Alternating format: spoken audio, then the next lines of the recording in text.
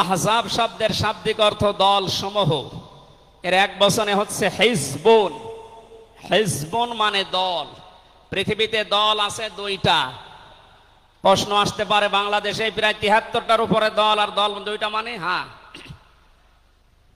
দল একটা হচ্ছে আল্লাহর দল, একটা হচ্ছে শয়তানের দল। আমরা সামনে বিস্তারিত এই দুইটা দলের উপরে কথা বলবো ইনশাআল্লাহ। দল করা লাগবে এই ঘোষণা আমির হামজার না আল্লাহর? এই শব্দটা শুনলে অনেকে মানধাত আমলের দিকে নিয়ে যায়। আপনি আলেম মানুষ, হুজুর মানুষ, ইমাম সাহেব মানুষ, আপনি দল দাঁড়িয়ে এগুলো করবেন কেন? কোরআনে কারিমের যদি কেউ একটা আয়াত অবিশ্বাস করে আর ইমান থাকার কথা। আল্লাহ পাক বলেন ওয়ালতাকুম মিনকুম উম্মাতুন, তোমাদের ভেতরে অবশ্যই একটা দল থাকতেই হবে। তাহলে দল এই শব্দটা কোরআনে আছে না নেই? দল এই বাংলায় নেই, কিন্তু উম্মাতুন এই শব্দ তো আছে। আমি সেই দিন গাইবান্ধায় ওই দিন আলোচনা করার পরে একজন মুসলিম হয়েছিল, জিজ্ঞাসা করলাম। পরবর্তীতে ওই দিন আলোচনার বিষয় ছিল ভোট। উনি শিক্ষিত মানুষ, আমারে জিজ্ঞাসা করছে আপনি ভোট এই শব্দ নিয়ে আসলেন, কোরআনে হাদিসে এই শব্দ আছে? এটা তো আরবি। হ্যাঁ আছে। আমানাত শব্দটা কোরআনে আছে। তাফসিরে মারিফুল কোরআন আল্লামা শফি রহমতুল্লাহ আলাইহি আমানতের প্রায় 19টা অর্থ দিয়েছেন। তার ভেতরে অন্যতম অর্থ হচ্ছে ভোট দেওয়া, রায় দেওয়া, সমর্থন দেওয়া। সুতরাং কেউ যদি ভোট এটাকে দুনিয়ার কোনো বিষয় মনে করে এড়িয়ে যায়, সে কিন্তু মরণের পরে ধরা খাবে। কথা বলেন? আমরা আখেরাতে আদালতে ধরা খেতে চাই, আমরা বাঁচতে চাই। সুতরাং দল মাস্ট বি, করাই লাগবে। যে দলের কর্মসূচি দুইটা, তারা ভালো কাজে আদেশ করবে, অন্যায় কাজে বাধা দেবে। আল্লাহর ভাষা এরাই হচ্ছে সফল কাম দল।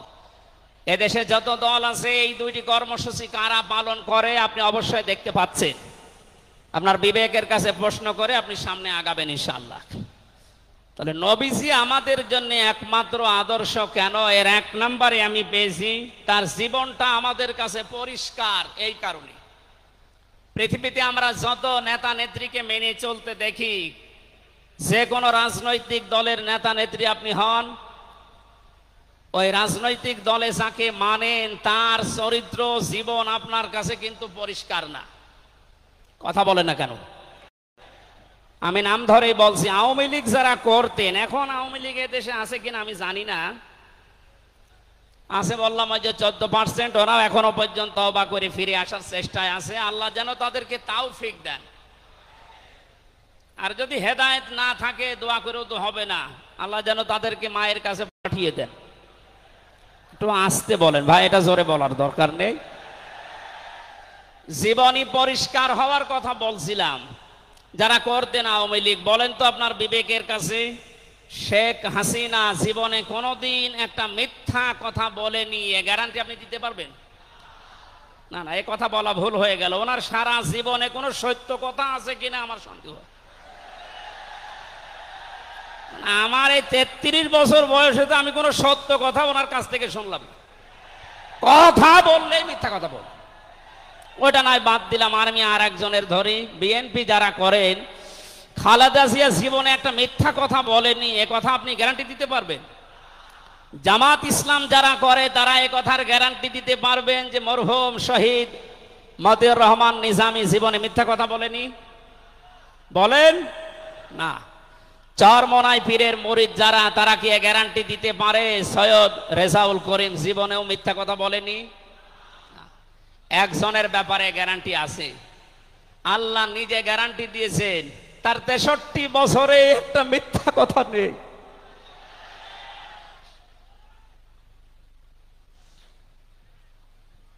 এই জন্য বিশ্বনবী আমাদের একমাত্র আদর্শ হওয়ার কারণ এই যে জীবনে 63 বছরে একটাও মিথ্যা কথা বলেননি। জোরে বলেন আল্লাহু আকবার। এটা যে কত বড় বিষয় আপনি চিন্তা করলে আপনি চিন্তার রেখা শেষ করতে পারবেন না।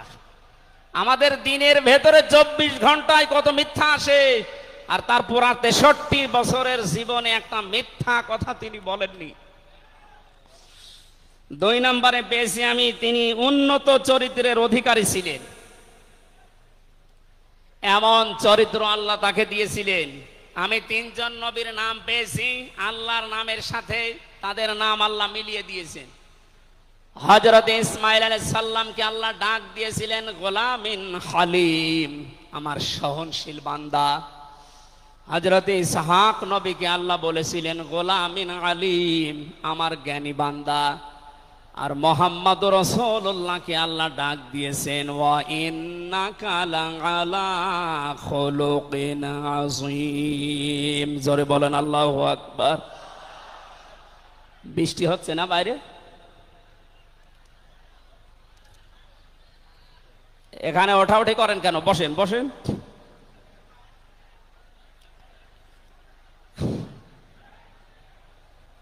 এই কোরআনের আলোচনার ভেতরে কথা বললে কিন্তু গুনাহ হবে ভাই, কথা বলা যাবে না। কষ্ট হলে ওইভাবে থাকেন, কথা বলবেন না। 3 নম্বরে পেয়েছি আমি সূরা ইউনূসের 58 নম্বর আয়াতে আল্লাহ তাআলা জানিয়েছেন বিশ্ব নবী তোমাদের জন্য একমাত্র আদর্শ হওয়ার কারণ তিনি শ্রেষ্ঠ সম্পদ। قل بفضل الله وبرحمته فبذلك فليفرحوا هو خير مما يجمعون। নবী আপনি বলুন, তামাম দুনিয়ার মানুষেরা যা গেইন করে, যা অ্যাচিভ করে, যা অর্জন করে, যা কিছু পেয়ে আনন্দে আছে, আমি আল্লাহর কাছে এই পৃথিবীর শ্রেষ্ঠ সম্পদ হচ্ছে আপনি। জোরে বলেন আল্লাহু আকবার।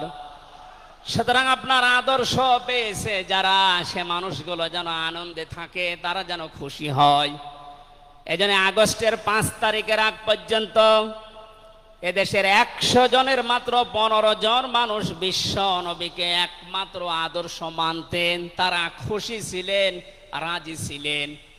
মাত্র 1 মাস কয়েক দিনের ব্যবধানে এই যে 100 জনের এখন 58 জন মানুষ বিশ্ব নবী ছাড়া আর কাউকে বুঝতে চাচ্ছে না। সময়টা যেতে জেনে দেশের 100 জনের 100 জন মানুষ চাইবে বিশ্ব নবী ছাড়া কারো আদর্শ মানি না। সংক্ষেপ করছে আমাদের প্রধান অতিথি এসে পড়েছেন, এই জন্যে 4 নম্বরে পেয়েছি এই পৃথিবীর ময়দানে বিশ্ব নবী মুহাম্মদুর রাসূলুল্লাহ হচ্ছেন আল্লাহর পক্ষ থেকে আমাদের জন্য, বিশেষ করে মুমিনদের জন্য সবচাইতে বড় অনুগ্রহ। সূরা আলে ইমরানের 164 নম্বর আয়াতে আল্লাহ ঘোষণা দিচ্ছেন লাকাদ মান্নাল্লাহু আলাল মুমিনিনা ইয লাকাদ মান্নাল্লাহু আলাল মুমিনিনা ইয বাআসা ফীহিম রাসূলা ইলা আখিরি আয়াহ। অবশ্যই মুমিনদের জন্য এই পৃথিবীর ময়দানে বিশ্বনবী মুহাম্মদুর রাসূলুল্লাহ আল্লাহর পক্ষ থেকে একটা অনুগ্রহ। আমরা এক একটা আয়াতের ভেতরে বিভিন্ন তাফসীর অনুযায়ী যত কথা আল্লাহ জানিয়েছেন নবীর সম্পর্কে, প্রচন্ড গরম, আপনাদের কষ্ট হবে যেন আমি খুব সামারাইজ করছি। 6 নম্বরে পৃথিবীর ময়দানে বিশ্বনবী একমাত্র আদর্শ হওয়ার পেছনে কারণ এই, তিনি গোটা জাহানের জন্য ছিলেন একমাত্র রহমত।